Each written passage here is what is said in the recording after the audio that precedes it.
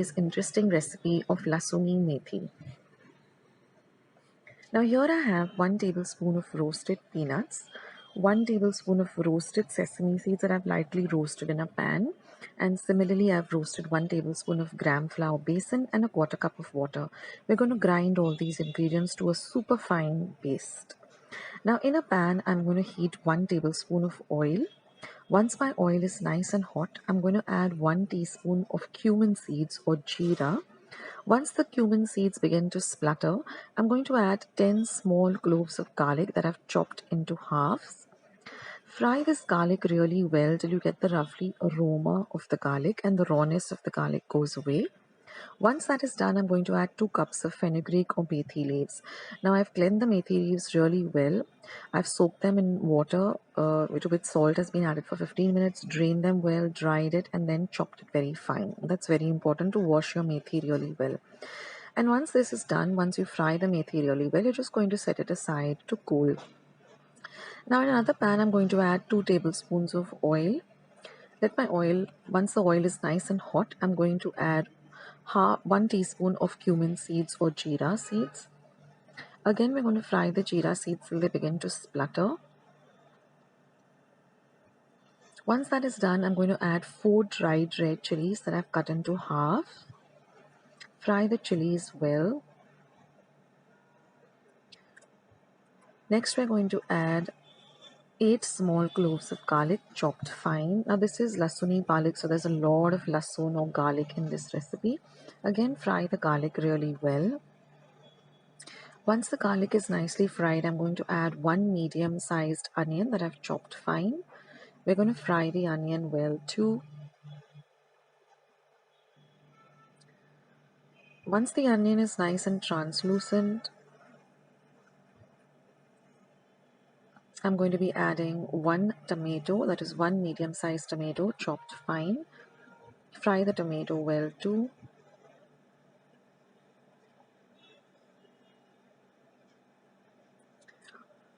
Once the tomatoes are fried really well, we're going to add this ground paste that we ground of the roasted sesame seeds, peanuts and gram flour with water. We're going to mix all of this really well together. Now I'm going to add about half a cup, once we fry this really well, so that everything comes together.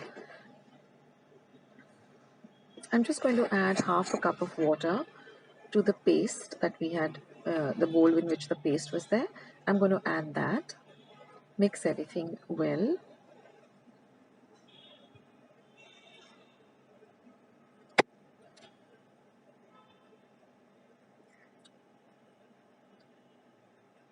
And then I'm going to add another quarter cup of water. We don't want it to be very watery, but half a cup and quarter cup of water. And now mix everything really well. Now I'm going to add 1.5 teaspoon of red chili powder, half a teaspoon of turmeric or haldi powder, half a teaspoon of garam masala. This is homemade garam masala. I'll leave a link to my recipe. Mix everything well together.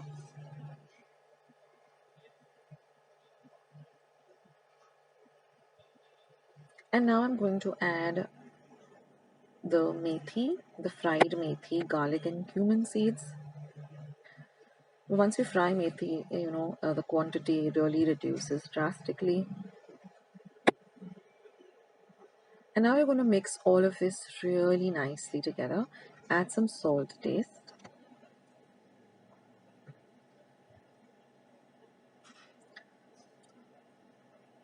And we're going to cover and cook this on a very low flame for 3 minutes. And after 3 minutes, your dish is all ready. This goes really well with some naan, roti, puris, or even rice and dal. So do give this recipe a try, guys. I'll catch you soon.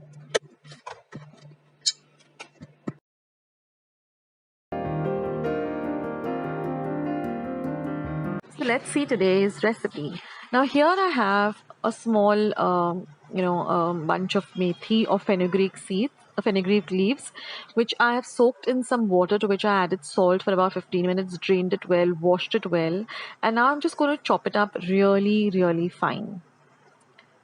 So I also have a video on how to clean and store methi or fenugreek. I'll leave a link of it below. So just chop up the methi after you've really washed it well into, very, very fine, chop it up really fine like this and keep it aside. Now we also need one large onion which I've chopped fine. This is two light green chilies chopped fine, 1 inch of grated ginger, 2 cloves of garlic, half a teaspoon of cumin seeds, half a teaspoon of garam masala. Now here I have 2 tablespoons of cashew nuts soaked in 1/4 cup of warm water and 1 tablespoon of poppy seeds in 1 tablespoon of water and half a cup of cream. I also have 1 teaspoon of elaichi powder. Now I'm going to grind the cashew nuts and the poppy seeds to make a nice thick paste like this. Now here I'm going to be heating a pan, and once the pan is nice and hot, I'm going to add 1 tablespoon of oil.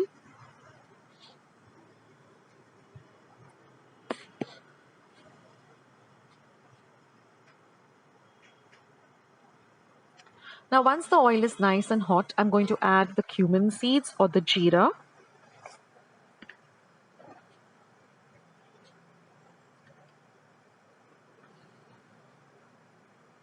Fry the jeera a bit in the oil.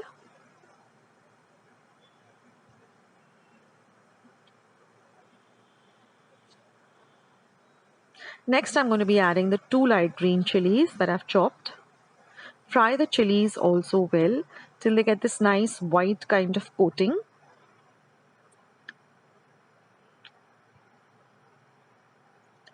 Next, I'm going to add the grated ginger and the chopped up garlic. Fry that well too till the rawness of the garlic goes away.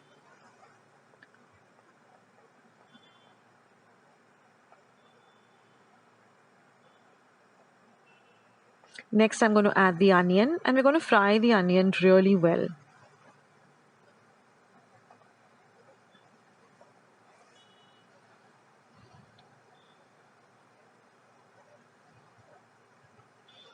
So saute the onion till it becomes a little bit translucent. Now we're going to add the cardamom powder. I've just taken 2 elaichis or cardamoms and just ground them to a fine powder. Now mix all of that really well.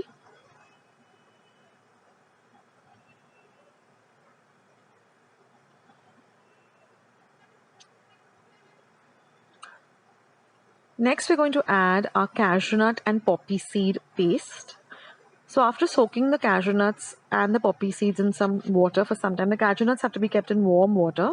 The poppy seeds or the khaskhas can be soaked in normal water, and then grind them together to get a nice thick paste.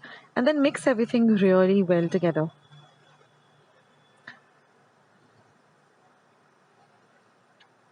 Now this is a real different kind of a recipe using methi or fenugreek, and it definitely tastes delicious, and you'll want to make it again and again. So now I'm going to add my chopped up fenugreek leaves or methi.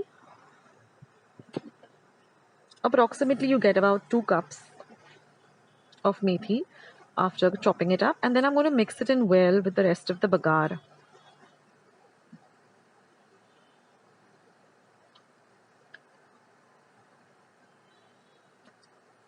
Now I'm going to add the fresh cream. Now you can either use fresh cream out of a packet or even the milk, that regular milk cream that we have at home. You can even, collect that for about 2 to 3 days and then use it.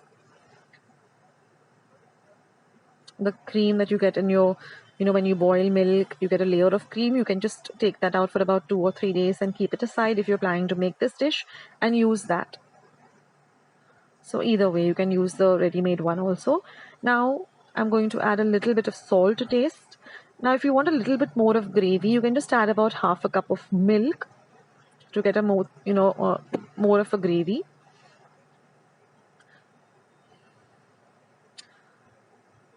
And now I'm just going to be adding 1/4 cup of green peas.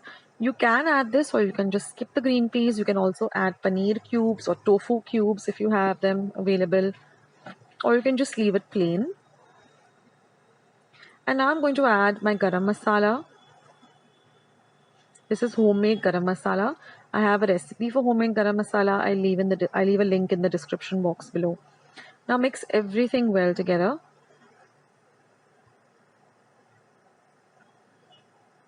The cashew nuts and the poppy seed paste really elevates the flavor of this dish, and it really makes it very delicious. And that's it, guys. And our special methi dish is all ready, and you can enjoy this with some lovely hot rotis or pois.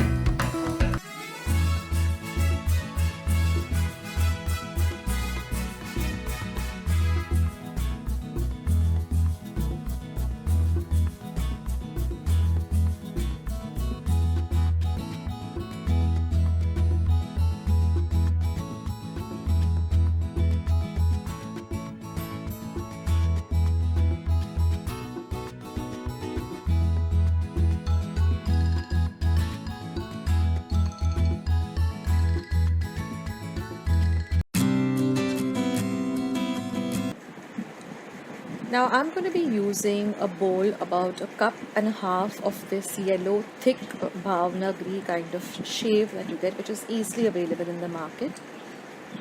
Now here I've heated about a tablespoon of oil.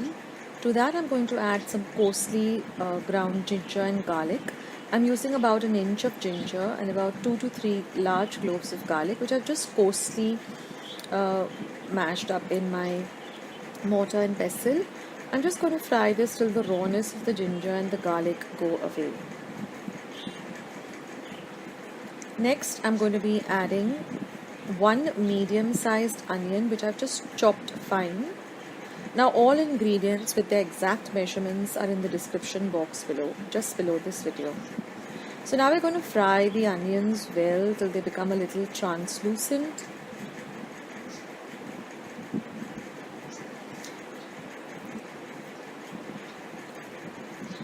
Now you can see that the onions have fried well. For about at least half a minute I've fried the onions. Now I'm going to add about 1.5 teaspoon of red chili powder, and again I'm going to mix everything well together. Now for those of you who have never made this Shev Bhaji before, I suggest you do give it a try. It's something very different, and you have to have this with some chapati or puri. It's really something very nice and something different from your regular, puri bhaji that we eat. Now I'm going to just add about half a teaspoon of Kashmiri red chili powder, just for that lovely reddish color. Kashmiri red chili powder is not spicy, it just gives a beautiful color to the dish. Now I'm going to add about a tablespoon of coriander powder. What I've done is I've just taken the coriander seeds, just dry roasted them, and then when they come to room temperature I've just ground them to a powder, or you can use the ready-made coriander or dhania powder.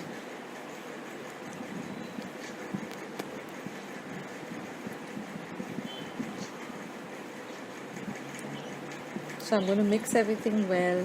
Now I'm just going to add a pinch of garam masala. Now I have a recipe for homemade garam masala. I'll leave a link in the description box below. And if I forget to do that, just write garam masala recipe, Akshata's recipes in the YouTube search button and you'll get it. Now I've just added some salt to taste.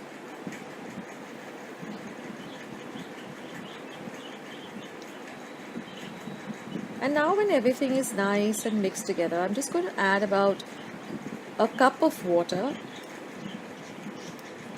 and I'm just going to let this water come to a boil. Now remember, we're using 1.5 cup of the thick shev, so I'm using just 1 cup of water.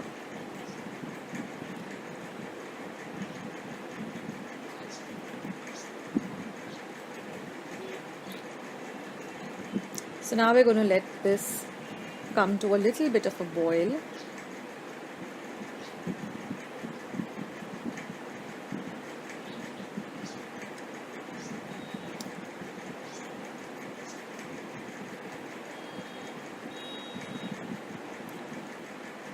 And I can see now that the water is boiled a bit, and now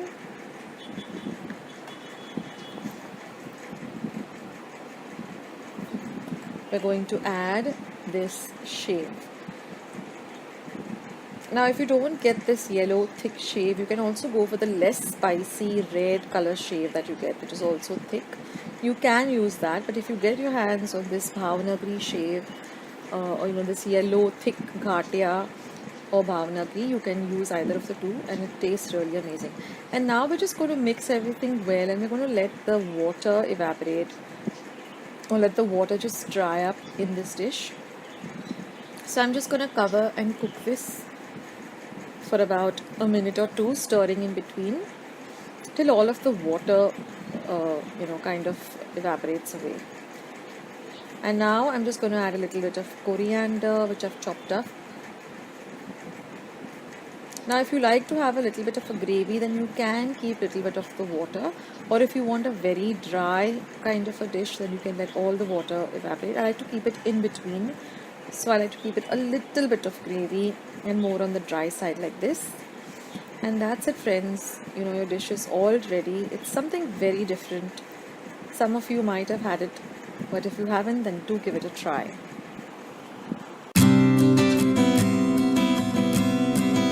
So friends, I hope you enjoyed watching today's recipe. I hope you're going to give today's recipe a try. Share my recipes with family and friends. Go and visit my channel. I have more than 500 recipes as of today. So go try them out, share them with family and friends, and let me know also in the comment section below how you like the recipe. Also, don't forget to give this recipe a big thumbs up by clicking the thumbs up icon that you see below this video. If you haven't joined Akshata's recipes yet, click the subscribe button that you see below this video and become a part of Akshata's recipes. And once you have subscribed, there's a little bell icon that will pop up. Just click it. That way, whenever I put up a new video, a recipe, vlog, or I'm just online waiting to chat with you, you'll get a message for the same. So friends, thank you so much for watching today's video, and I will catch you in my next video sooner than you think. This is Akshata saying bye. Take care, stay healthy, stay fit, be loving and kind to one another. So till I see you in my next video, bye.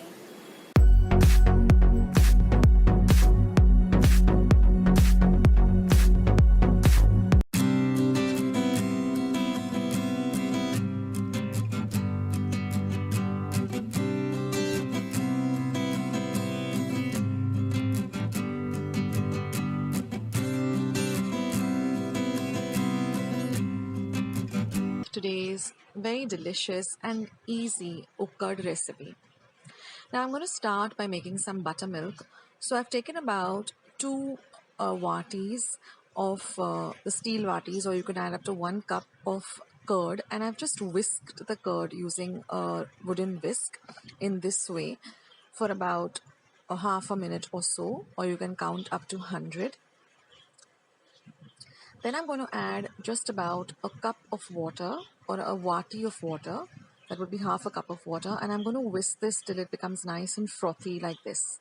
And this is the buttermilk that we're going to use. Also, the dahi has to be a little bit sour or a little bit a day old. Now, this is a thetsa which I've prepared with chilies and lasun and some coriander. And this is 1 wati of rice flour. We're also going to be using some asafoetida, hing, cumin seeds, mustard seeds and haldi. So all ingredients will be in the description box below. Now I'm just going to add a little bit of water to this rice flour, and I'm going to make it into a very smooth paste like this, and we're going to set it aside. So say I've added about, for 1 wati of rice flour, I've added about 1.5 wati of water and made it into a thin runny paste. Now I've heated 1 tablespoon of oil in my pan, to which I'm going to add my mustard seeds. Once the mustard seeds begin to splutter, we're going to add the cumin seeds or the jeera. Next goes in the hing or the asafoetida, about half a teaspoon each, and some haldi or some turmeric powder. Now we're going to add this paste which I made. I just used 2 light green chilies and about 4 small cloves of garlic, and I've just mixed it or blended it to a thin paste. Now we're going to fry this paste very well. This is very important to the recipe. You've got to fry this, then you get the aroma of this lovely chili and garlic, and also the rawness of the garlic goes away. Now I'm going to add my buttermilk. So I'm using roughly about 3 watis of buttermilk. And I'm going to keep stirring this buttermilk. I'm going to add some salt to taste. And I'm going to stir this buttermilk on a low to medium flame till it starts to boil. Now this is very important because we don't want the buttermilk to split. That will be a real disaster for this dish. So on a low to medium flame, keep stirring the buttermilk till it starts to bubble or boil. Now this is very important for the recipe to get the right consistency. Keep stirring lightly.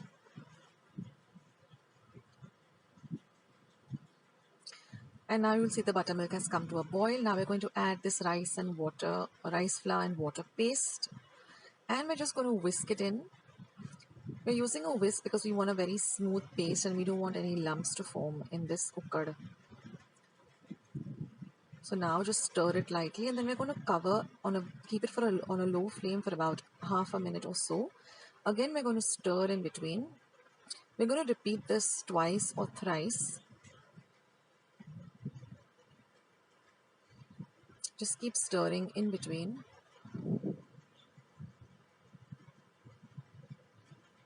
And you will know when your ukad is ready because it will start leaving the sides of the pan very easily.